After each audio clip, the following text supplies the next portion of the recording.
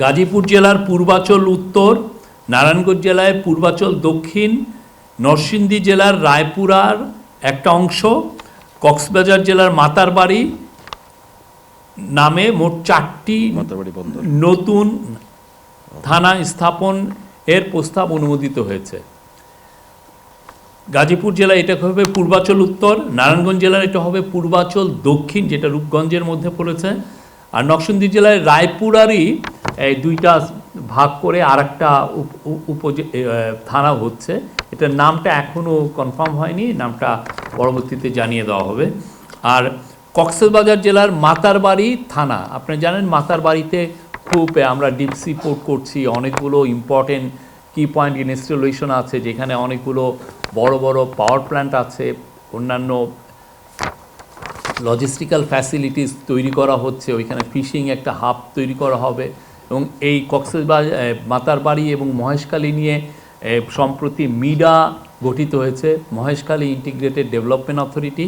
সেই জন্য এইটার বিবেচনায়, এইটার গুরুত্ব বিবেচনায় এখানে একটা নতুন থানার প্রস্তাব অনুমোদন হয়েছে, এটার নাম হবে মাতারবাড়ি থানা। আর গাজীপুরের পূর্বাচল উত্তর আর নারায়ণগঞ্জ জেলার পূর্বাচল দক্ষিণে এখন আপনি জানেন পূর্বাচলে নতুন রাজুকের ডেভেলপমেন্ট কাজ হয়েছে, অন্যান্য অনেক প্রাইভেট ডেভেলপাররাও অনেক প্লট বিক্রি করেছেন, অনেক ওইখানে ডেভেলপ। আমরা আশা করছি যে এখানে খুব দ্রুত এখানে প্রচুর আরও জনগণ এখানে বসতি করবেন। তো সেই জন্য এটা বিবেচনায় এইখানে এই দুইটা নতুন থানা গঠন করা হয়েছে। আর ঠাকুরগাঁ জেলায় ভুল্লি থানার নামের বানান সংশোধন করে ভুল্লি প্রতিস্থাপন করার প্রস্তাব অনুমোদিত হয়েছে। এই হচ্ছে যে আগেরটা হচ্ছে রস্যুকার ছিল ভুল্লি আগেরটার, এখন যেটা হবে দীর্ঘকার ভুল্লি। এই ছিল। আর আজকে এছাড়াও মিটিংয়ে বেশ কিছু বিষয়ে আলোচনা হয়েছে, সেটাও একটা হচ্ছে যে ঢাকা মেট্রোপলিটন পুলিশ, আপনি জানেন এখন 50টি থানা তাদের আন্ডারে, এটা একটা বিশাল কর্মযজ্ঞ।